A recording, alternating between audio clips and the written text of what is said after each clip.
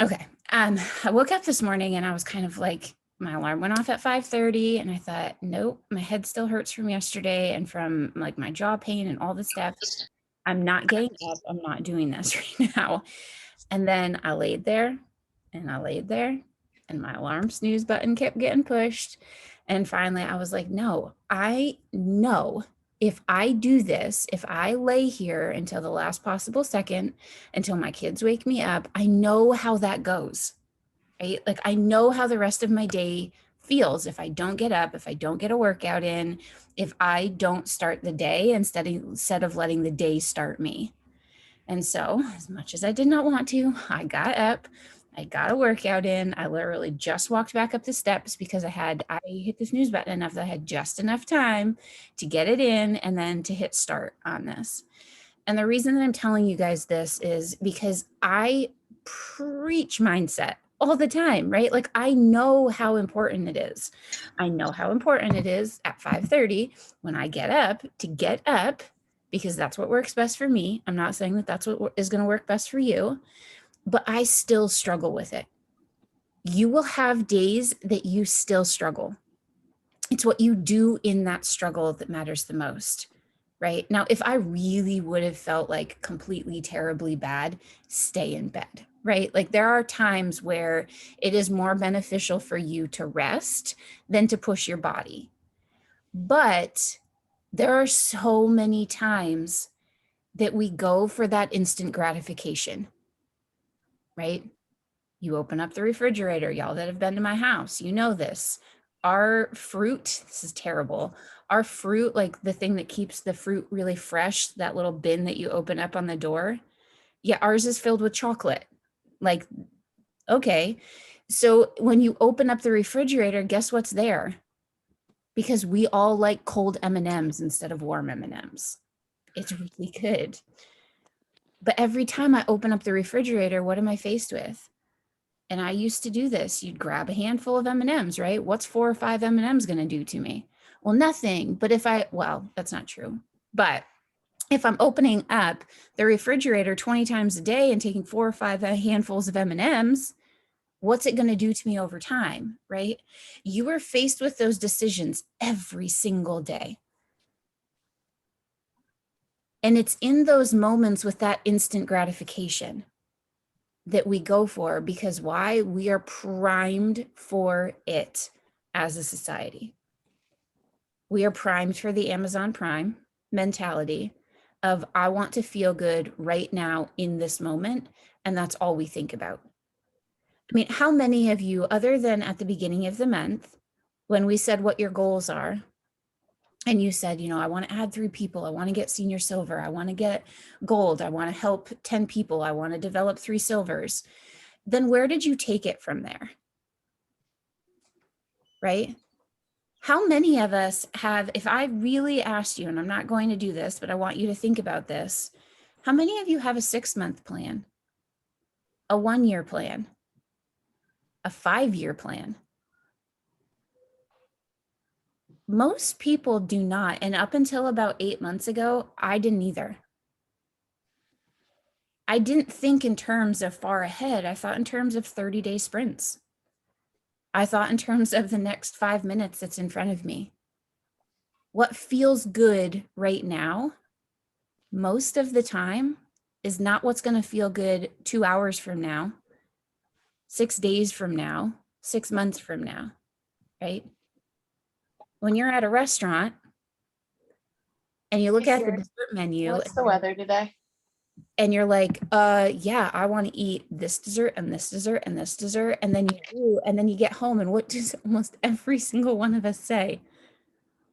Nah, shouldn't, yeah, Debbie, right? Shouldn't have done it. Shouldn't have done it. But we do because why? It feels good in that moment. And instead of just taking one bite to feel good in that moment, we eat the whole dang thing because we don't want to be wasteful, because we've always been taught that you clean your plates, right? And then you suffer for it at the end. Y'all, you could do this with every single scenario. You open up that messenger and you want to avoid the discomfort of somebody not liking you because you have this reel playing in your head that if you send this message, somebody's not going to like me. And so you just don't send it because it's more comfortable. I had this yesterday. I don't know if y'all saw it, and we don't need to get into a vaccine debate because that's not what I'm about. But I went to the dentist, and one of the first questions they asked me was if I've been vaccinated. I don't think it's anybody's business if I've been vaccinated, right? I have no qualm saying how I feel. Y'all know me. Like I'm okay with what I am and who I am and what we've been through with the vaccines in our family. But I don't feel like that's something that should start a conversation. Like, hey, how are ya? Not, hey, you get your vaccine? I have seen so many people go through this lately. And I'm confident and comfortable in my decision. But there are so many people that aren't, right? And so I put up this post yesterday. I had a couple people that private messaged me and they're like, I can't believe with a platform like you have that you are having a debate like this. I was like, it's not meant to be a debate. It's meant to spread awareness that maybe we could go back to talking about the weather instead of talking about vaccines. Guys, 5 years ago, a conversation like that would have rocked me. There is a point that I'm telling you about this, I promise you. 5 years ago, things like that would have rocked me. And I promise you, I see Chelsea's on, I would have called her up and I would have been like, I don't know how to handle this. I don't like conflict. I should probably just take the post down. We all have moments like that.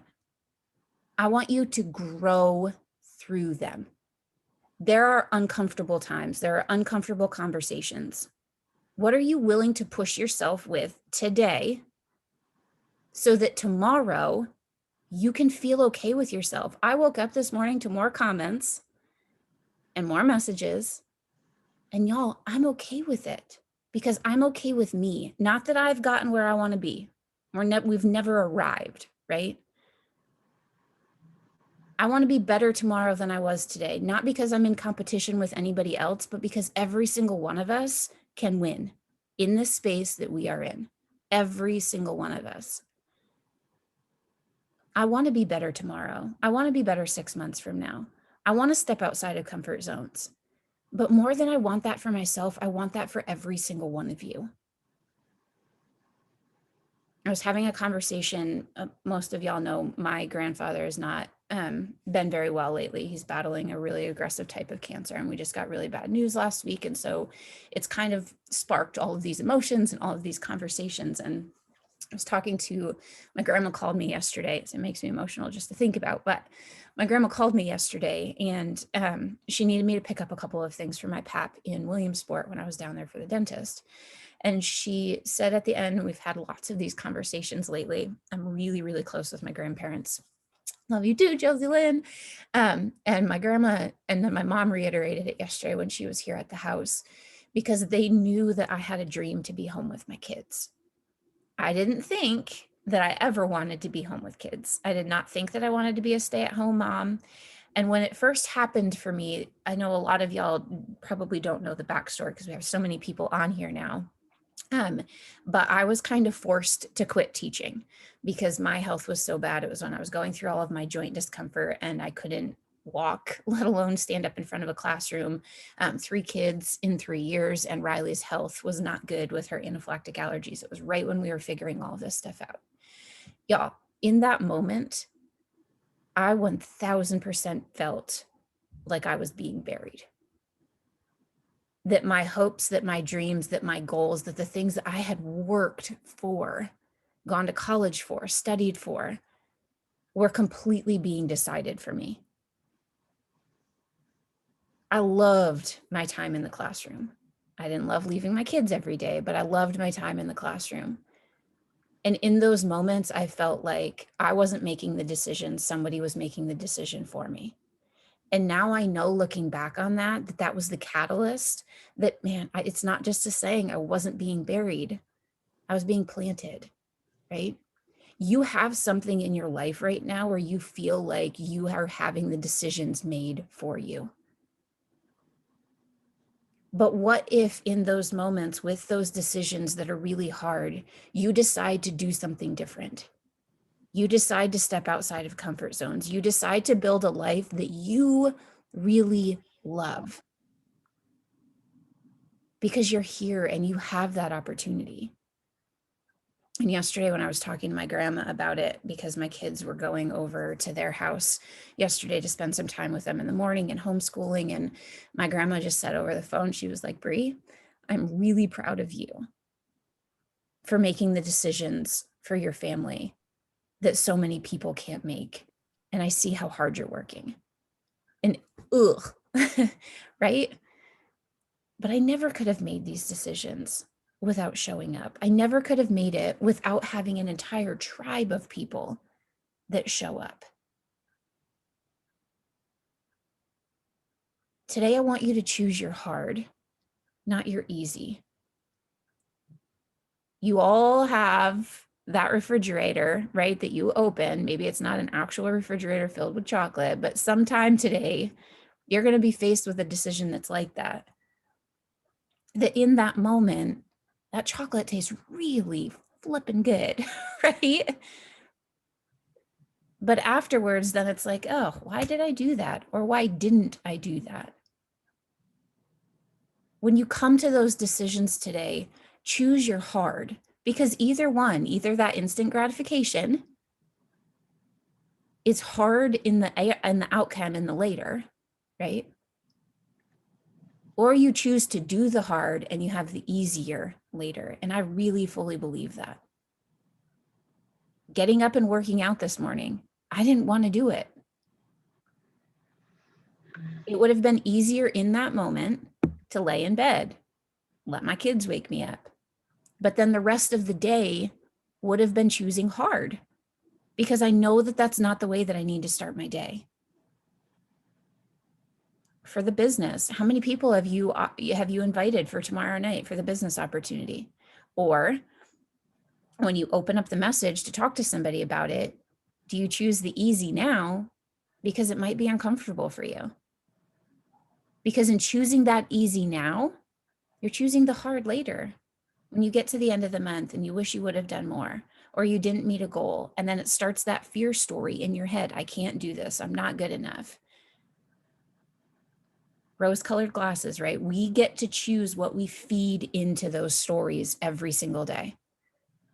A lot of times we make it about other people. It's not about other people.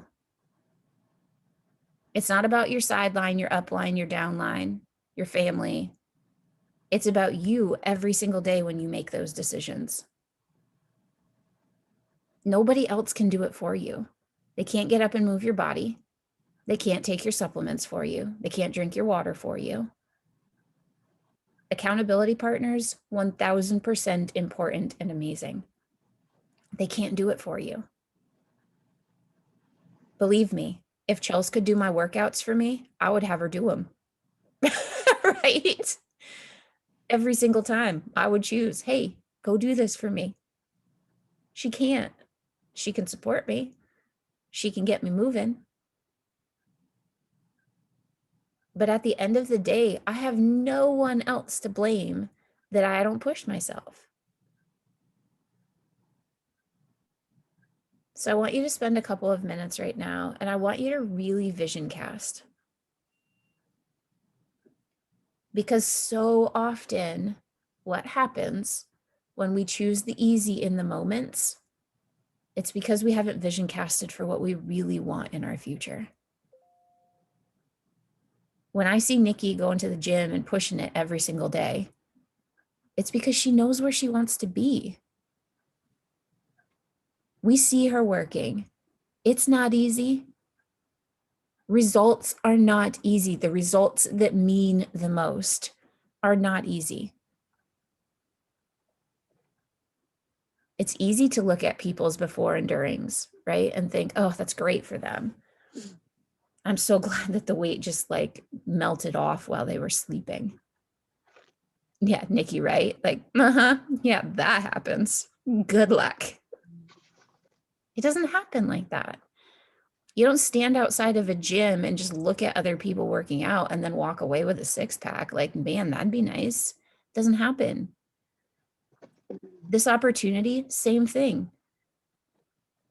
People don't get to silver without asking 3 people, right? Remove the feelings and look at the facts. What do you have to do today to get where you want to be tomorrow? And I want you to imagine yourself as that version of you. If you haven't done this, if you haven't vision casted for yourself, I'll stop talking for a couple of minutes so you can do that no matter where you are. Where are you in 24 hours from now? What have you done today to get there? Where are you 6 months from now in your health, in your business, in your relationships? Where are you a year from now? Write those things down. Write down the goal. But then I want you to write down the feeling. Why is it important to you to lose 20 more pounds? Why is it important to you to be a ruby or a diamond or gold? Your goals are your goals. Nobody else gets to determine them. So today, I want you to write down, here's your action items for the next couple of minutes. Write down something today that you will do to move your needle.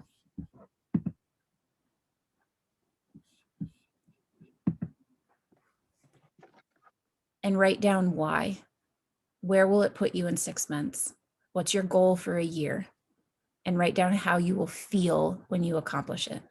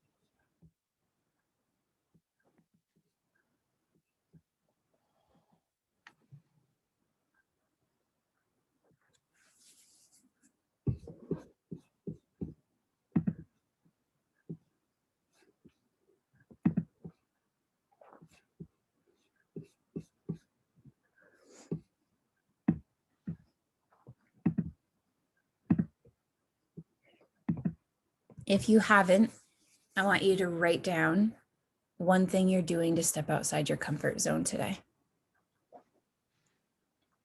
It's usually the first thing that pops into your mind that you've been avoiding. And Tara, I want everybody, I'm glad that you put this because it's not about blame, right? Blame creates shame in us, and shame is the lowest feeling frequency that we can ever feel. On that vibrational chart, if y'all remember that, shame is the absolute lowest. And when we blame ourselves for things, or when we think, and this might not even be what you meant, Tara, but when we think like, I've got to do this, I have to start stepping out, but this is the reason why, and I don't have the time, and I'm not good enough, my story's not enough, then we start that like recreating that reel of guilt and shame and despair and worthlessness. And that doesn't get us anywhere. That's why I want you to focus on the good, right? Is it going to be uncomfortable? 1000% yes. But the thing about comfort zones is that every single time you do something to expand it, it's going to get easier. I'm using Nikki a lot this morning because she's right below me on the screen. The first times that she went to her hot Pilates class, I bet if she unmuted, she would be like, that wasn't right. Look at her face. Like, that was a joke. But now I bet she, like, I know she does because she posts about it. She loves it. It feels good. And she won't ever go back into that way that she felt the first time she walked into that class. Y'all think about it with Zooms. I know that you were uncomfortable the first time you got on a Zoom. I was. And now I'm like, hey, you don't know if I'm wearing pants right now. Right? Like your comfort zone, you're never going back. You get to choose that today. And that's what I want you to start thinking about. That's why it's so important not to look at what you haven't done. Those things can shape you for sure. They can motivate you. But look at the things that you want to do and how you're going to grow through it. So today, what's one thing that's going to move your needle? And then I'm going to give you a couple of other action items today.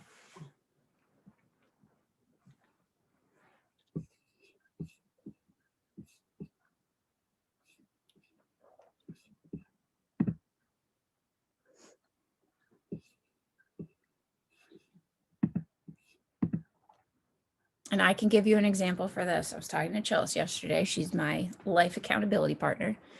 And there are a couple of things like if you follow me, you know, I love do-it-yourself stuff. Well, I like completely deconstructed my desk area and I need lists. I am a person that when I sit down, I need lists. I need checklists.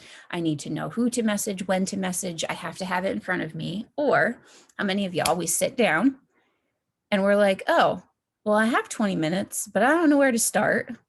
So I'm going to go do something else. Right?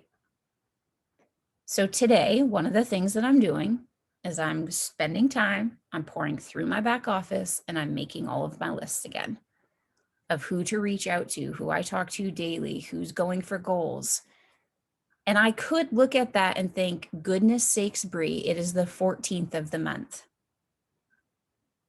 Or I can look at it and say, yeah, I have 16 days left. Mindset, right? It's never too late. Jess, I love that you're going to learn how to post on Instagram. Go to Google, type it in, watch a video, YouTube, right? Wendy, I love that. You're one conversation away from a completely different business. I believe that. I say it all the time. One conversation away. Who are you going to reach out to today? And that's the next thing that we're going to focus on right now. Business event tomorrow. I want you to voice message people and ask them about this, whether they're on your team and they never messaged you back before, or there's somebody that's brand new. Last year, 38 million people started an at-home business. 38 million. And that number is expected to double this year. What we do is not something that isn't normal anymore. 5 years ago, network marketing, when you said it, they were like, wait, you do what? Yesterday at the dentist, same thing. They were asking me what I do. And I was like, oh, I'm in a social network marketing company. Oh, which one? People know. Like they know that this is a thing now, right? And so I told them. And then I added her to Facebook, right? Like that's what we get to do. What we do, we get to normalize it. I love that Jen Cobb said that. What are we doing to normalize this? We could either have to go and get a second, third job. We could struggle with bills at the end of the month, or we can talk to people about it. Everyone has a phone, right? That means everyone is qualified to work this opportunity. You got a phone, you got a microbiome, you're in. Like that's my resume. So who are you inviting tomorrow to that event? I want you to write down at least 5 people and know that you are going to message them today. Don't just write down their name to write down their name. And the more people that you invite, guess what? The better your chances are. It's going to be right on this Zoom link. I have about 20 minutes with a little like presentation style of how Plexus is different, what people are doing right now, and then how to get started with it. So this will be great for everybody, because even me, when I'm doing the research for this, it's always something that I learn more, I grow more, I have even more love for this opportunity and what we do. So it's good for all of us, it's good for our teams, and it's good for new people to see the differences with other companies. So who are your 5 people? Let's end with that. Write that down.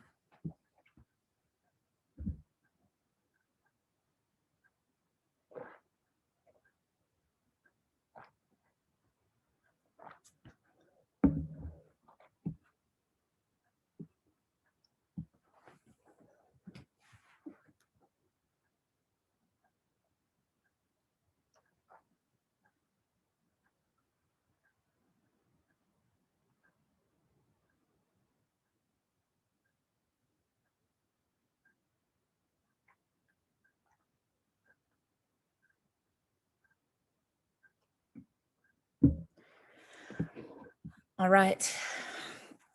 I love you guys. Make sure you're doing your everyday IPA, right? Your 5 people, your reach outs, in addition to who you're inviting to this event. We're in the people business. And that's what we get to do, is love on each other, whether that's just somebody saying, hey, how are you? I've been thinking about you.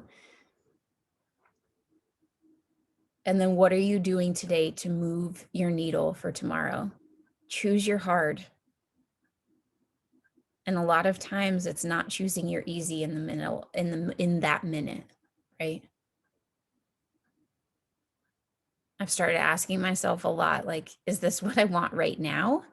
Or is this what I want in the future? And if it's only instant gratification, it's probably not the best choice, right? That's not what's going to create the legacy that we all want to create. All right. Happy Wednesday.